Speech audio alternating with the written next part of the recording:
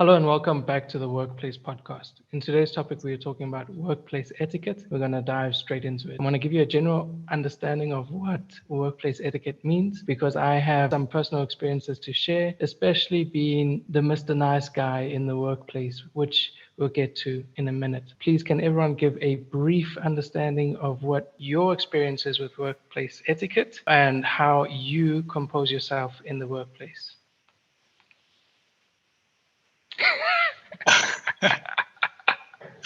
Who first? I saw all those big words and everyone went quiet. Well, Okay, you I'll go go. first. I'll go. So there's this new stuff that seems to be quite a vibe these days. I just came out of a coaching session where I spoke to the delegates about this. Did you guys see these satin shower caps that are a new trend? Have you guys seen them? Yes. No? Okay. Oh. So they're the shape of a shower cap. They're very big and poofy at the back, right? My daughter has one. The whole objective of these shower caps, if I understand correctly, is that it protects your hair, I think, when you sleep or something like that. Oh, okay. But now these are being worn in public. I saw them on the flight back, and it was incorporated into the dress style. And I see them in my coaching sessions this morning. It's very disturbing. Okay, so I know that we're dialing in from home, but I don't care whether it's satin or gold. A shower cap is a shower cap. You can't arrive onto a call wearing that. And then let's take it back into the physical work environments. I know we love to wear our heels, right? So we wear our high heels to arrive into the office. Once we get into the office, we put on our slippers. And then we go and we make our coffee with our slippers. You can't do that. It's not okay. You can't walk around in a professional environment with shower caps or with slippers on. If you're not going to manage with those heels, rather don't wear them. That's my take. Find Especially when heels they're that are- furry slippers. Yeah, the furry Furry slippers. one. Yeah, guys, I don't know. This vibe is not in the workplace. If you want to do it anywhere else, go to the mall or the doctor, whatever you want to do. Cool, it's your thing. That's your personal time. But I think in the workplace, we need to draw some of those fashion lines a little bit and remember that professionalism comes before trendy. The workplace isn't Walmart. But now, I have a question with that, right? Do Are we not evolving from what was traditional? Wouldn't you say that perhaps our generation is slowly evolving into a different type of workplace? The reason why I say this is a lot of the times I found myself in these creative agencies, ad agencies, and you would find that they are very casual. Everyone is very casual, even from the CEO. He comes in with his flip-flops and they kind of relax. There's no sort of dress code, so to say. you know. And what shocked me at the time as well was they would have meetings with clients as well in such a playful environment. Or maybe let's say, does it depend on the industry that you're in? Because I'm assuming in finance you wouldn't want to be in that. You wouldn't want to be in a meeting with the client and you are in flip-flops and one, is it something that is evolving from what was considered traditional at the time in terms of dress code and how you present yourself? Or is it subjective to industry as well? I think it's more industry. I'm going to, over my years, what do you call it? When I was a techie, you had jeans and a golf shirt and all of that type of stuff, and you were going to different corporations. So I worked in banks, I've worked in ad agencies, I've worked in the construction areas, you've worked in the manufacturing, and then you've worked in the Coca-Colas and all of that type of stuff. And everywhere you see different dress trends. So the advertising industry and that, yes, I agree with you. You used to walk into their buildings and it's all funky and everybody's relaxed and chilled. But isn't that what marketing is? Marketing's supposed to be fun and vibrant and upbuilding and lifting you up from there. Look, there is the serious people. So that fits that scene. I'll never forget the one incident. I went there with an account manager and we went to an advertising agency. And it was a funky area and it was looks great. You had the no false ceilings. You saw the concrete. It was smooth and you could see the concrete on the floor and all of that. And the account manager that I went with asked the guy if they'd just moved in. And the guy said, no, we've been here for months. So obviously it was a fail from that side because it didn't look right. But you could make out what it was. It was the same thing. I mean, every advertising agency, you knew if you're going to an advertising agency, you would find the Apple Max because that's what they use for their advertising. Yeah. You wouldn't find it anywhere else. So you could always tell the division. But when you went to the banks, then you're dealing with serious people. They were serious. They were dressed smart. They were dressed all of that. I think sometimes they were a bit overdressed, but the IT department wasn't overdressed. They were jeans and T-shirts and all of that. So I think your environment also has to fit your dress code. But again, I mean, we have evolved. I mean, I started off, as I said, as a techie with jeans and golf shirts. Then I went to a managerial role where you had to wear a tie. Oh, I hated that.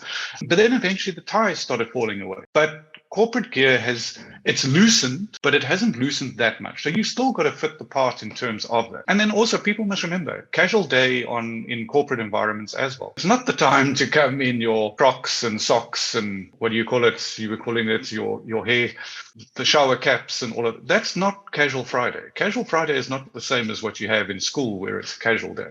Casual Friday in the office environment means you're dressing casual smart. No ripped jeans, none of that. You have to keep in mind of your environment that you're working in. I like what everyone started with, which was clothing. So are we linking your workplace etiquette with your formal wear? You have to. Remember, if you dress good and you dress smart, you feel smart. It's a good booster for you going into that environment. Yes. If you feel confident, it's great. If you're running around in slippers, you're not going to be feeling very confident in that environment. Once you establish and you've got a fair amount of successes behind your name, you can get away with a lot more. While you are building yourself up, I think you need to keep yourself at a very good, acceptable and predictable type of standard with your dress code so that people can feel comfortable to engage with you. And when they do get to know you a little bit better, then you can adapt accordingly. But I also think it comes with age and experience. So we had, I think it was Slipper Day at the office. And there's a very senior manager that really did step on a lot of people's toes. She went all out and burnt a lot of bridges in the first couple of months of her starting. She really wanted to stamp her mark, and she did it in all the wrong ways. Nonetheless, if that was her way of earning respect, all well and good. But then on Slipper Day, she comes with these big puffy freaking teddy bears on her feet. And just that alone undid all her work. In my mind, after that, I wouldn't take her seriously. It was done. Just that one mishap, bad action, coming with teddy bears on your feet, you're done. The next time I saw her in a meeting, I didn't feel intimidated or concerned about her opinion any longer. Because if she's capable of coming with teddy bears on her feet as a 40-year-old grown woman, yeah, we're done. Yeah. And for the people who are just starting out in the work environment as their first job, I know it's quite hard to uphold that ability to dress well because we all go out on our first day of work. So how can someone maintain that? Should they maintain it? I know that we tend to be super formal for the first day and then it just dies after that. So what are some of the tips that people can implement in their work environment? Observe when you go for the interview. Look who's walking past reception. Look what's happening in the reception. You normally have a lot of time there. At least 10, 15 minutes. Within that period, you will see a lot of people walking past that reception. Mainly smokers going out to smoke, but you will see a lot of people doing that.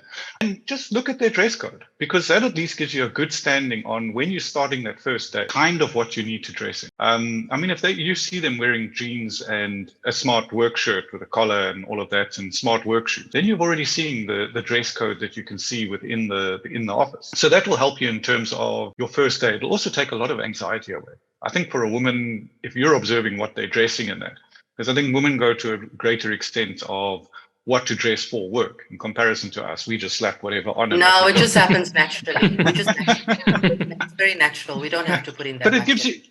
But it does. It gives you a good idea of what to expect going in. So I wouldn't say, I mean, if you go there for your interview, you're wearing suit and tie, for example, but you're seeing everybody running around with corporate shirts without a tie. If it's your first day, then you don't have to go there with a full tie on and that. Don't overdo it. Observe what's happening there. If I start coaching with a new group, on the first day, I make sure that my dressing is 100% on point. And then as the days go by, I will relax a little bit. But it also depends on the group that I'm coaching. If they insist on being very relaxed, then I've got to stay very professional to try and bring them over. But if I can see that they're understanding, the differences, then I can adapt. So towards the end of the sessions, you'll find me dressing very casual because we've already built a connection and they understand the initial impression. What I would advise for people that are starting out, a lot of people that are starting new jobs, we know that finances are a concern. You don't have the money to go out and buy a whole new wardrobe, right?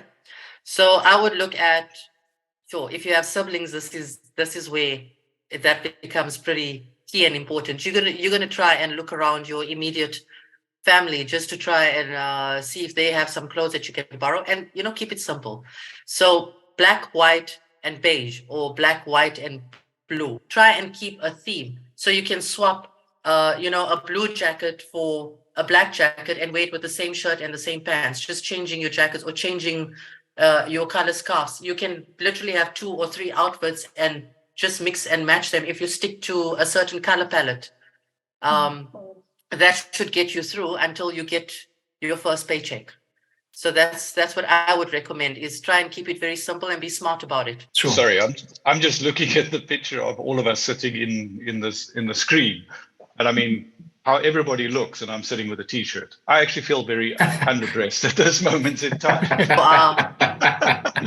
I was just about to go there. For remote workers, what do you suggest?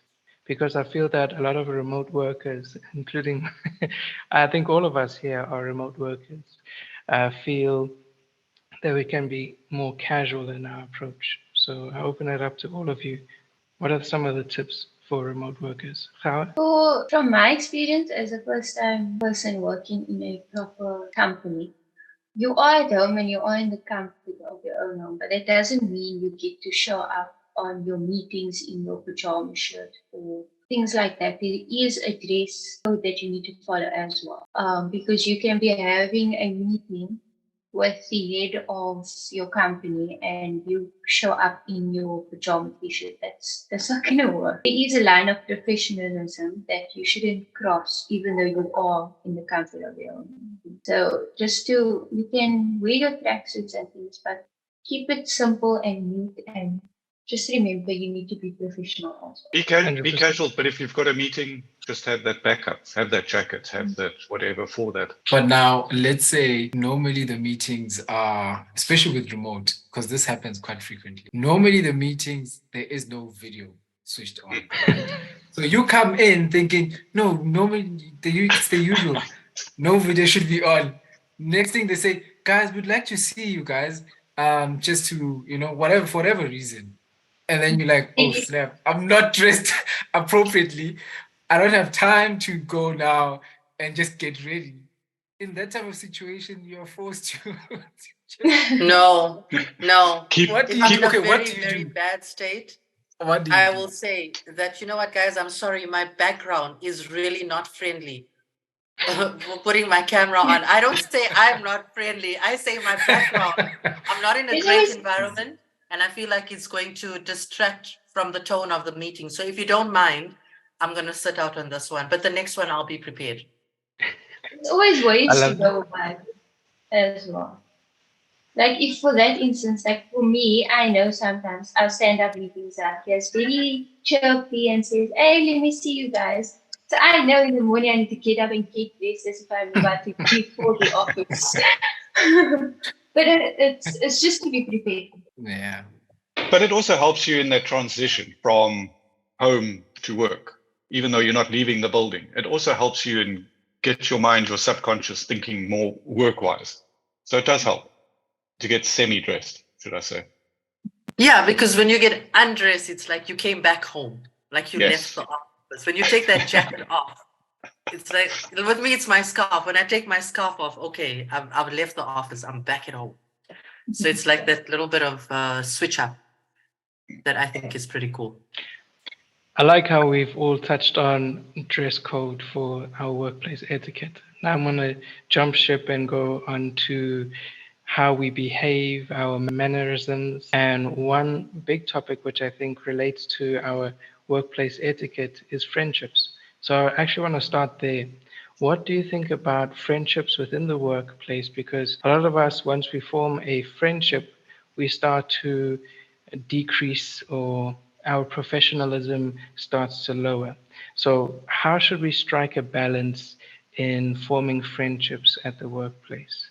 Look, with my work experience in that, I dealt with a lot of people in that. I've always lived with the philosophy of trust no one. And the reason I have that is because you're in a work environment and that everybody is earning their salary, doing their day to day in that. Friendships is very key. It's very good. What I normally did is I would be closer to the people that I knew could help me in what I needed to get done in that. You're pleasant with everybody, but you always have the friendship with the people that need your help the most or you engage with the most. That is where most friendships come from. But at the end of the day, I used to keep private life and work life more separate. I tried to keep that more separate than actually having my private life blurred all over the corporation. It's not something that I feel that should be there, but it's just something that I've always lived with. Work is work, home is home. For me, on a serious note, there is, what do you call it? CYA, cover your ass all the time. CTA. So, oh, you call it CTA. I say CTA, cover thine ass. Oh, yeah. Generation gap. Clearly. Are you saying that from Shakespeare? Shakespearean, yeah, no, you and Shakespeare are like best buddies like this. So, so yeah, I think that's number one. And I always treat the work environment like a loan, right? The bank is nice to you so long as you are paying them, right? As soon as you stop paying, that relationship could end right then and there. And they will call you, they'll harass you, they'll start doing all sorts of stuff. So it's a transaction where, so long as I'm doing my part, they will do their part. They'll be happy to help you out when you need help. You know, they're friendly. So I treat it that way as well. So long as I'm playing my part, everything should work out fine. And nothing is personal. Whatever decisions they make, it's from a business perspective. And sometimes that decision may negatively affect you. And that's just how business is. Never take anything sort of as a personal attack. So yeah, I think that's usually my approach. I agree. Every day, business is business. You can get close, you can have a good gel with everybody, all of that. But at the end of the day, it's business. You have to. And you can't think with your heart in business. You have to think with your head. But here's a question. You can be all of that. How do you deal with someone who is not treating it as business? Let's say you are dealing with, could be a colleague or a supervisor, and you can tell that they've crossed the line from being professional with you. They are taking it personally. Whatever decision you marry them. Of course. And of course, when they start questioning everything, clearly, that's the one. That's the one. Look, you have your general lines to follow. If you think about it, if somebody is taking their foot or stepping over the line, advise them and say to them, listen, I'm not comfortable with that. That's already your first step. If they're not listening to that and they're not doing all of that, I would say use your HR. Your HR is there to assist and all of that. It doesn't mean that person's going to get fired because of that. And I mean, you shouldn't have that fear of that. It's just, you need to get somebody else to step in to say, listen, it's just too much. Having emotional intelligence training is something that is very critical across all layers. And, my advice to companies is don't wait for a problem and then go look for the remedy. Because by then emotions are high and, there's a strain on relationships, trust is broken. Proactively put your team on emotional intelligence training. It's so critical. If you've got that base layer sorted, and I mean, let's look at the team of us 5 people. Luckily, we don't have any sort of conflicts that we can't resolve easily. Right? And nothing gets to a point of becoming a conflict. So I've never felt that was needed. However, it would be great for us to understand each other. And the only way to understand people is through interventions like an emotional intelligence training or team building exercises, or even things like going out for a dinner, spending time with your team where it's not work related. I find that those type of interventions really do help. And if you are implementing a healthy amount of that, it should never get to a point where anyone is taking anything personally, because by then you understand this person that you're engaging with, what is their approach. And if they're a bit abrasive or if they're a bit direct and straightforward, you'll understand that it's a them thing rather than a you thing. Because you had the time to get to know them. So I think friendships in the workplace are important. I think you do need to engage with people to a level of understanding who they are and what makes them tick. But it doesn't mean that you have to be spending weekends together and things like that.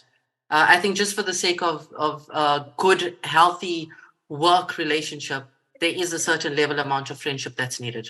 Look, it also depends on your department or your division or where you're working. If you look at the salespeople, salespeople are very cliquey, they're very outgoing and all of that. And they all, I'll be perfectly honest, a salesperson's job is not the easiest job. You go from hero to zero in a matter of a day.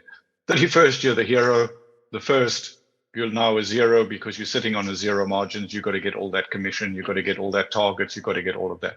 And I've seen over the years that a lot of the salespeople become very good friends and they have a good click between them and they have their groups and all of that. So that environment is great. But if you're working in an admin environment where everybody's sitting behind their PC, you're not going to have that same atmosphere, if I can put it that way. So it also depends on where you're working or how you're working with the different divisions. If you're sitting with the coders, you know, a lot of the coders, they always sit in their office or in their open plan office, but you don't hear anything. It's like you can actually hear a pin drop. They're all sitting with their headphones on, staring at their screens, just working. But that's works for them. That's how they get their stuff done. But then you walk into a sales floor and you can't even hear yourself talk because they are just, there's so much chaos, this deal, that deal, what's happening here, this.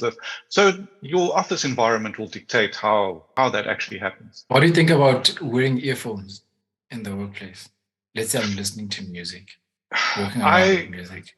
I have a pet peeve because I used to have, my sole purpose was helping the salespeople. So technical solutions, all of that type of stuff. And it's also helping the salespeople. And yes, I used to put headphones on, play the music, and I could focus on the solution and try to get everything together. But eventually you get a lot of people that don't actually realize and they don't think further. And what I mean by that is a lot of times you can be sitting there staring at your screen, you're busy working something out on your PC and that, and somebody comes and taps you on the shoulder and asks you, are you busy? A lot of times they got very sarcastic answers, but literally you can see a person is busy, don't disturb them.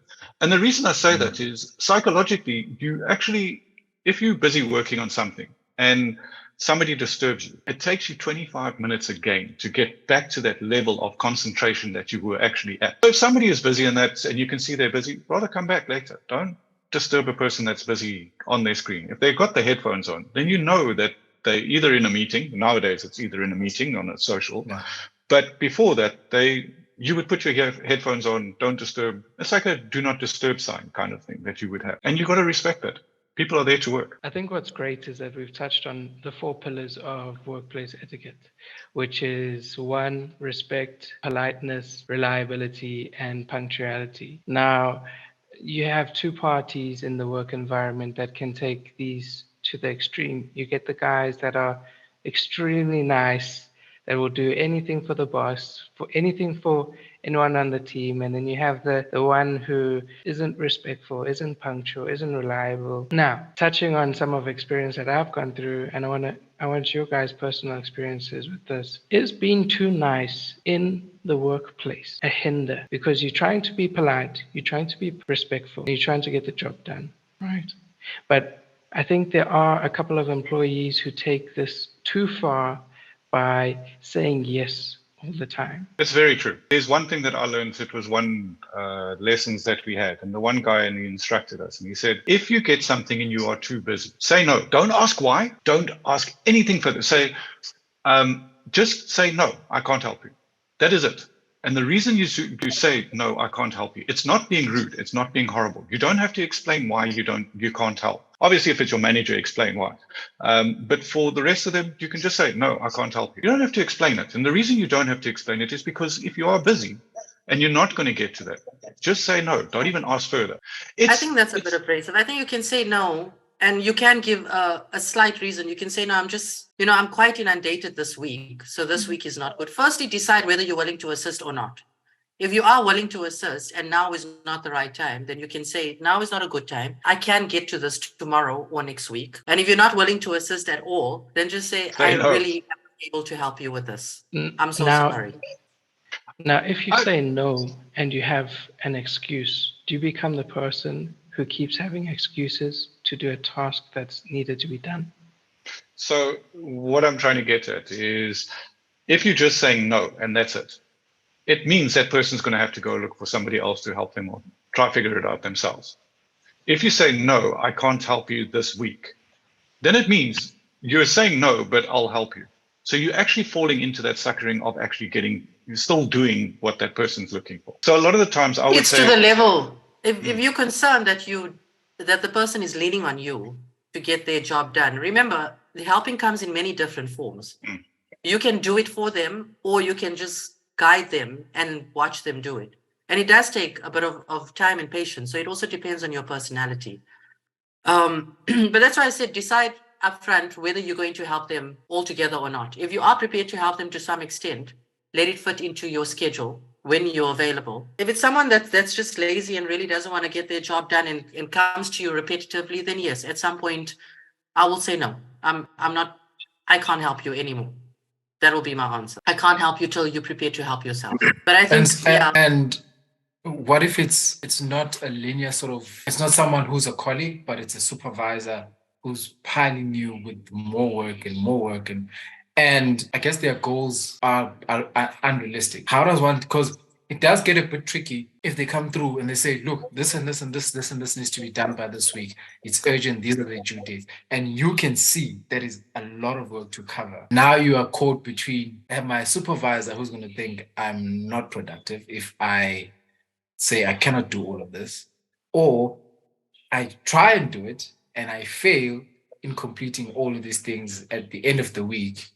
And then I still look as the person who's unproductive and you know. I still think that there is, you are allowed to push back where you can. If it is your supervisor piling you up, say, this is the amount of work you gave me for this week already. Because if you are going to take on everything and not complete it correctly, it's going to upset your supervisor and have you in trouble at the end of the day.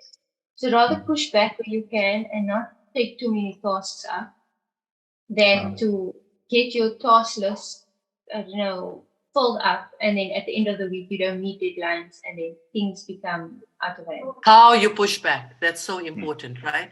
So, for example, when Khawa started, and I told her, I said, there will be times I don't know what you're doing. You're not in front of me, and I'm not monitoring you. So I don't know how busy you are, and I will come to you with things that are urgent or important to me. And you need to come back to me and say, look, I'm busy with 1, 2, 3, 4, 5, which are quite important. Would you like me to handle those 5 things first, or would you like me to prioritize what you are asking for at the cost of those 5 things potentially not getting done? And I think that's, at least allowing the person the opportunity to understand what you're doing, and also giving them the option to choose which ones they want to prioritize, especially if it's a supervisor that very much needs to feel that they are in control and what they say is the most important thing. Give them the option of how your task list should run that day. Fine. I tell them, right? And they believe that these tasks can be achieved, can be completed within the given amount of time. Because, for example, let's say it's emails, responding to email, customer support. And they say, in my time, I could finish 200 emails in an hour. So you can't finish 100 emails in an hour. That's no way. You have to be able to finish emails. You should be able to finish this within a week. And they insist my laptop is not as fast as your one. There wasn't so many people on the internet. You can't say things like that. That's just like being a little jealous. No, but if somebody turns around and they say to you, but I could do 200 in my day and you can only do 100, then the first question is, show me how.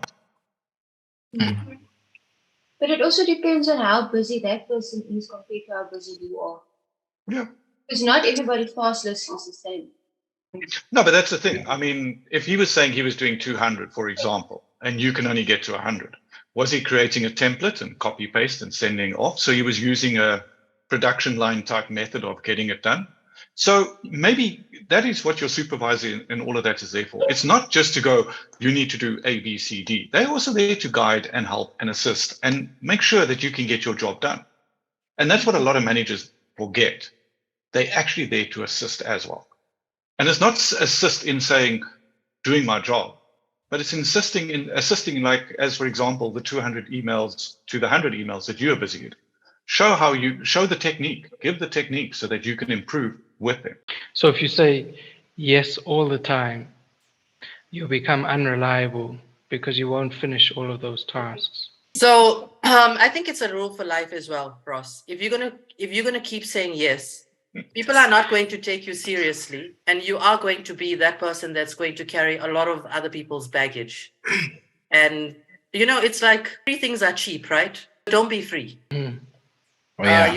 You have to have healthy boundaries, and part of those boundaries means the ability to say no to your friends. And I mean, if you're able to do that in your personal life, then I think in the workplace it should be a little bit easier, because the professional environment allows you to work within boundaries of things like your job description, company values, the other person's job description. I'm not promoting the words, it's not my job. That's not what you should ever say in the workplace. But you can say, look, this is a little bit out of my scope. And the person can interpret that how they want to. It's either it's not your job, or you don't understand it, or it's not your skill level. But yes, the workplace does give you natural boundaries to work within, and you just learn to use that to your advantage.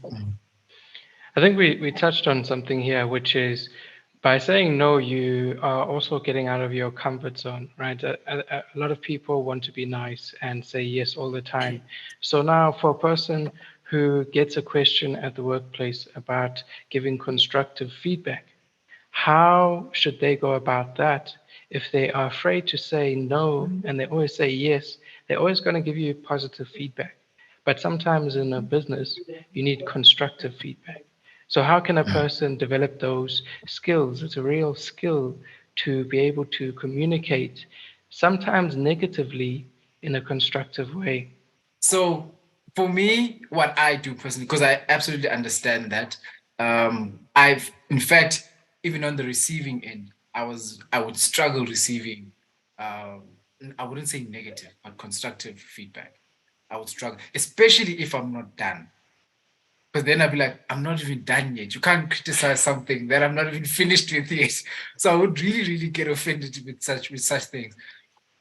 And as well, on the other end, giving constructive feedback as well was also difficult, because I understood how someone would feel.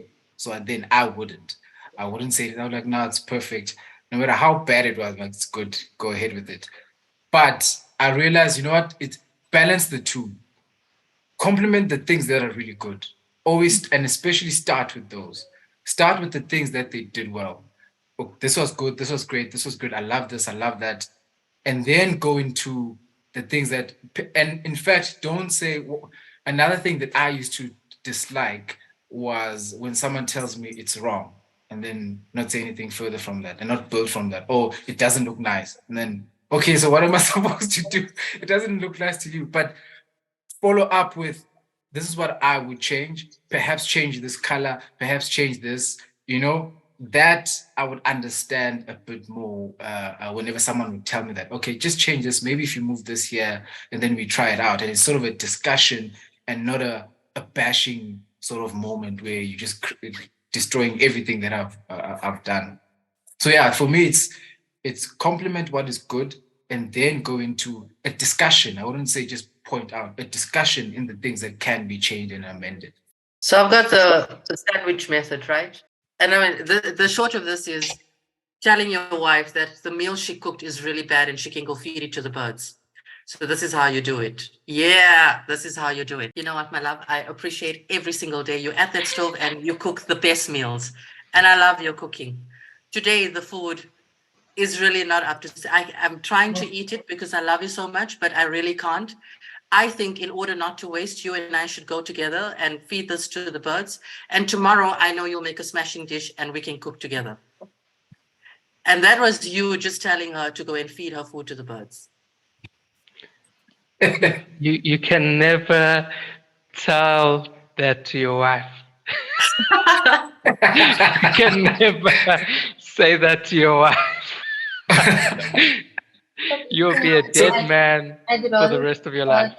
I'd rather prefer if you told me with your hand slipped a bit of the salt or there's not much salt in, then have me cook the full meal and dish it out to everybody, and then someone makes a comment of, oh, she doesn't know how to cook her food, is so bad.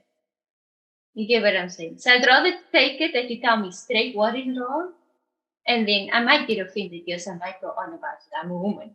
But I'd appreciate if you told me exactly what is wrong and have me feed it to everyone and then have everybody else put their side comments in, and I maybe walk past and I hear, oh, couldn't I have told her that her rice doesn't taste like that?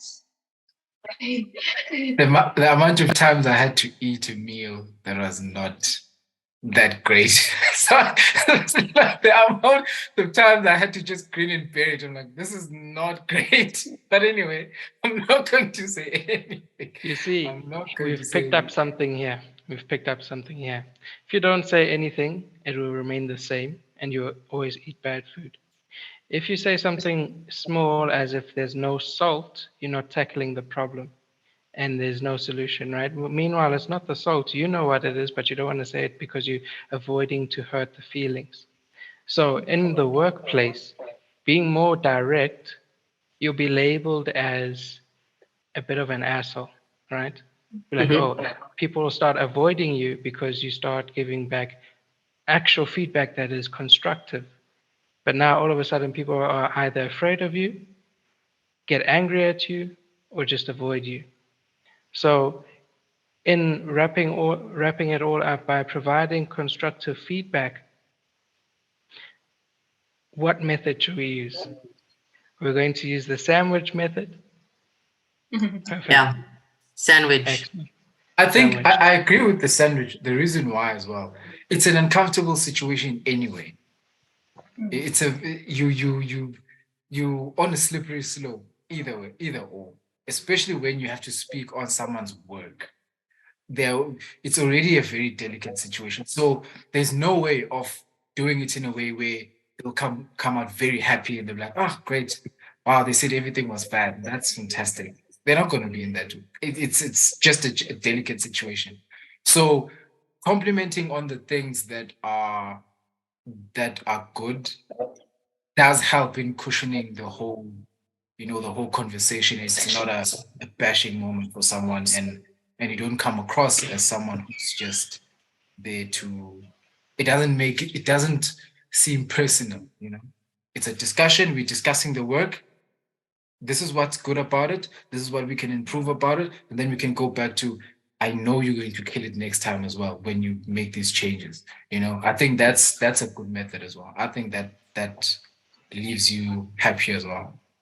I think the overall thing is you taking that person on the journey with you. So they're not alone when you are providing that feedback. You're there with them, supporting them. I think a lot of the times, if you say something, you might crush the person, and then that's the end of any friendship or anything like that.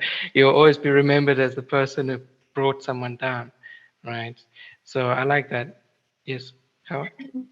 I have a question, right? If you have to give someone feedback on something, right? And it's not maybe the way it should be done. Like, for example, if I tell Liku, he comes to me with this project and he says, this is what I've done. And I go, okay, I understand why you did it that way, but in my opinion, I think I would do it this way. Does that make you a very opinionated person? Or does it make you seem as you are trying to not give it back to them harsh, because you're also considering their feelings? So you're trying to give it back to them as simple or I think, if I may answer that, in the way that we use our words, we must be quite careful with providing constructive criticism or feedback. By removing the words I from our sentences, I, the person will start to develop an opinion about you, like, oh, this person thinks they know it all. So by removing those words, rather say, I think we should do it this way. It's a more of a softer approach, but the person does read between the lines instead of building that opinion about you. I absolutely agree. I remember someone using that on me, and I'm like, why does he keep saying we? And even though I know eventually I'm the one who's supposed to do it, to fix it, but I understood the psychological idea behind it. Oh, okay, I get it. But yeah, I remember it's a very useful thing as well, because as you said before, it brings it gives you the idea of we're working on this together. You're not alone in this whole project. Even if you are messing up, let's say you are messing up or it's a difference in opinion, but you're not alone. We'll discuss this and we're going forward together rather than it's your fault, it's your problem, it's your I think it's bad, and that already is creating division on its own. 100%. I think what we've done here for the listeners is we've built up sort of a plan for themselves in order to build their workplace etiquette. Now, this overall touches on integrity and being very careful with your words, but also being powerful with your words. Not only the way that you dress, the way that you look, the way that you carry yourself. It's very important to build this up, especially in the workplace, because at the end of the day, you are judged every single day on all of those points. Now, I would say that in wrapping up our podcast, what is your opinion on gossip? Because gossip does happen in the workplace. We've all been a part of some gossip at high school, but I personally think it stops at high school, even at college level, because now you're bringing up your professionalism there. I open up to the floor. What is your opinion on gossip? How do you handle it? How do you maintain your integrity? And should you rather just focus on work? In my opinion, I think if you're in a group of people and they start speaking about someone else, that's not true. I think it's best that you walk out of the conversation because at the end of the day, you don't know what they are telling that person. Because they might be coming up to test you and then they go back and say, oh, this person said this about you. And then it comes back in a whole other way. So in my opinion, rather walk away from it or change the subject and say this isn't what we should be doing. These are for teenagers, rather change the subject or leave them, let them be. With me, gossip is a very tricky one. All right. It's not an absolute no. As much as I know, this sounds weird of me, but I don't think it's an absolute no. The reason why I say this is it is tied to office politics. And sometimes that is also tied to how people move up in terms of jobs. That is a fair assessment as well. Because depending on your relationship with such and such and this clique, it may determine whether you get promoted next year or 10 years from now. So gossip does tie in with the office politics as well. So I feel should be more strategic with it. It shouldn't be aimless gossip as well. Well, I'm saying gossip, but the conversation, let me say conversation, because gossip is, but build relationships strategically. Guard your words, be cautious on what you say. Don't just say, this person is whatever. And it could lead you in a position where you're sitting in a meeting and they're like, you are not going to be promoted. We're going to rather choose this guy. So be strategic in how you handle your conversations, because that is also tied into the office politics and who's who and who get alongs with who. You don't want to be involved in that mix, yes. But at the same time, you don't want to put yourself at a disadvantage, especially if you want to grow in that company. You don't want to put yourself in a disadvantage because now you are friends with these guys who are talking bad about this manager, whatever the case may be, or they associate you with a certain person who they feel is, as much as they do their work, they wouldn't promote to. Let me put it this way: they are the Julius Malema of the company. They do their job, yes, fine, but they talk a lot, and they're not going to ever put them as a leader or anything like that. And if they associate you with that, then you might not get an opportunity as well. You might not be considered. Because to be truthful here as well, as much as your work talks as well, your relationships as well play a major role. So So being strategic in terms of what you say, when you say, how you say it, I think that also plays a role. So yes, gossip is wrong. Aimless gossip, conversations that are they dress badly, whatever. That but also be strategic in where you're positioning yourself in the workplace, especially with conversations and relationships. Be very strategic in that, especially if you want to get promoted eventually. Yeah, there's good gossip and there's terrible gossip. Take the good gossip and understand what's happening. I mean, a lot of times in that, I'm going to call it the corridor talk or the coffee shop talk or the smoker's corner, you will find out information of what's happening within the company or what this division is doing and what's that. But the gossip about this person is this and that person is that, I couldn't care. I enjoy the portions that I can find out this is happening and this is what's going wrong in that division in terms of why the project isn't coming into its full potential. Then you can understand. And it also prepares you. So as what Letu says, it can be a promotion or it can be a warning sign. Yeah. There's good things. Remember, a company can make a profit in that, but there's also companies that fold. You also have to be cognizant of that. Don't go in panic mode, but you can also prepare yourself. If that company folds tomorrow, I mean, you can use the Enron or whatever. I mean, in America, and that's, I think if a company folds, you get like half an hour and off you go. You collect your stuff and you bugger off. That's it. It's not like you've got this whole process, month, all of that type of stuff. It's shut down and off you go. So you can also prepare yourself for future because you've got to look after yourself. Your meal has to come from somewhere. And if that company is not doing it and you're picking up or you're seeing the warning signs, move. I was just saying, in speaking of that, I was in one company I was quite close to with the, what do you call them? The bookkeeper of the company. And they quickly told me, it's not looking good. It's not looking good. I immediately thought, okay, I need to then adjust myself now. I need to move, or, some of that type of information is helpful. It's not information that they were allowed to. In fact, it was not something they needed to say at the time. But it does help sometimes having that type of gossip, thinking, okay, I need to start planning ahead. I need to know how to sort out my life now, considering the information that I have. I think you've got to be so careful with that.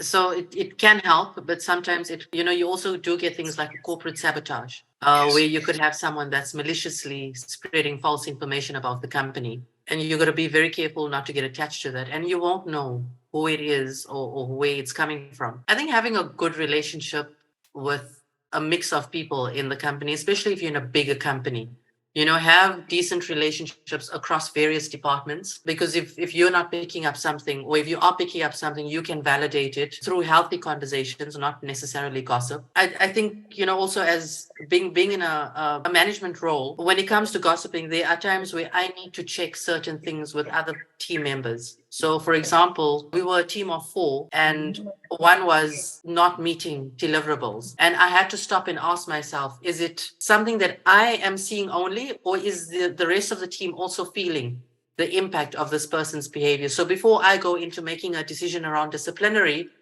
I need to check. And yes, that can come across as gossip very easily. But the gossiping is not the intent. Checking the impact of the person's behavior is the intent. So you're going to call other members of the team in, and you're going to say, look, I have a concern that I need to check with you. I've picked up X, Y, Z. Are you picking up the same pattern of behavior? And it's not always with the need to go into a disciplinary. Maybe there's something that's going on with the person personally, and they're not sharing it with you, but they're sharing it with other team members.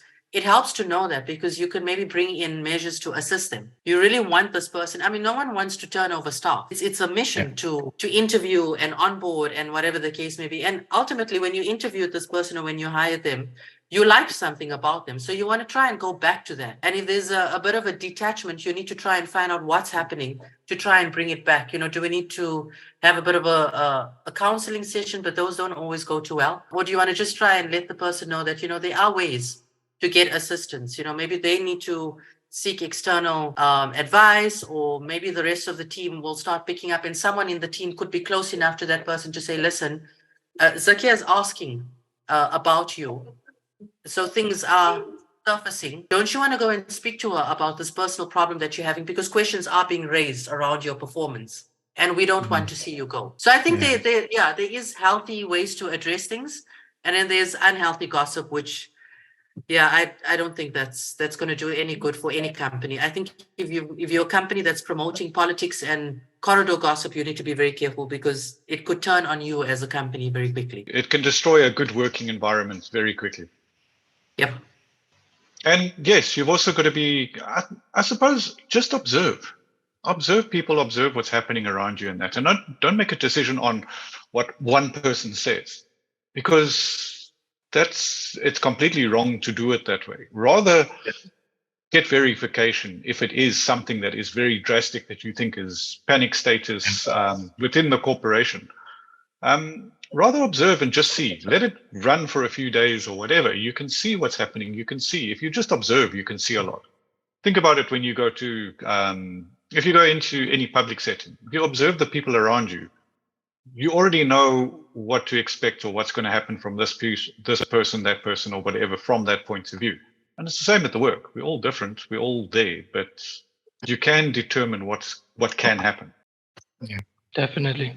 Thank you, guys. I appreciate all of our conversation that we've had today. I'm sure the listeners also have learned a lot from us. To those listeners there who want to develop a professional work etiquette, I'll leave you with this. Every morning that you wake up, what emotion or feeling do you decide to choose for the day? A lot of us want to wake up happy. We suggest choosing being proud of yourself. Because if you choose to be proud of yourself, you will start to carry yourself in a professional way. If you choose to be happy, you'll fall into the endorphins that your mind creates, like such as lacking on something because you want to go and buy a chocolate, or you'll fall into those small bad habits. So always choose to be proud of yourself in the morning and what type of person you want to be and present yourself as. As we leave our listeners, are there any tips for the future? Remember, our listeners are starting in the workplace, young, old, no matter what it is. What tip do you leave with them in order for them to build up a professional? Put your best foot forward. I'm sorry to say it sounds so old cliche and all of that, but put your best foot forward. Try and be that person that people can depend on in that. But don't become that slave of being that person that is helping. Know your limits. It's key. Be happy, enjoy your job, do all of that, but also know your dangers as much as you know what's good for you. 100%. If you don't know how to say no, wear a suit, because people generally don't give instructions to those that are wearing suits. If you're not strong, dress powerful. Dress powerful. I think the one takeaway here is observe. And observe and be strategic in terms of where you want to position yourself within the company and how you want to be seen. In fact, I would say see yourself as a brand. Identify yourself as what type of person do I want to be seen as in a professional space. Right? And then I think that will sort of guide you in terms of how you speak to people, how you what you say yes to and what you say no to, all those things. The best analogy I can think of right now is if you identify yourself as a screwdriver, you won't find yourself in positions where you have to do what a hammer has to do, because now you know I'm a screwdriver. That's what I do. I'm a screwdriver, so I'm going to position myself in places where I can do what I can do at my best. I'm a screwdriver. So, yeah, just observe and position yourself in places where, in situations where you are growing individually. Even in the workplace, that still applies. Even the conversations, gossip, your work ethic, even when you're not there, there should be a footprint of you to say, this person was like this. We could identify them with this type of behavior, with this type of dress code, and just be yourself. I hate the be yourself one. I don't like saying just be yourself, because be yourself means, what if I like wearing very tight clothes, and they look weird and they're colorful. Is that what you like, It's not Letty? Is just this what spaces. you... Pink suits, purple suits. I'm being myself, So be yourself is very tricky. You don't want to be your self, but I would say be your corporate self. Yeah, not yourself at home self, because your home self might be a bit weird. But be your professional self. And that means you have to identify who that is. Because that takes time to also just identify in the professional space, what type of brand what type of person do I want to present myself as? Subscribe, like, follow all our social media platforms. You know what to do. Smash that Yo, like yo, button. yo. Smash the subscribe, yo. Guys, we've wrapped up our podcast. Please do leave a comment in the comment section down below if you relate to any of our points. If you don't, then let us know too. Constructive criticism is always good for growth. Also, don't forget to hit that like and subscribe button. Team, what do we have to do? How many likes? Where's the 400 energy, likes. guys? I need the energy. I 400. can't. We can't leave the podcast on a low like that. I want everyone to say their number. 400 subscribers. There you go. Subscribers, not even just like subscribers. Yes, I like that. And comment. Tell us if what we're Yes. sharing is valuable. Yes. Thank you, guys, and cheers.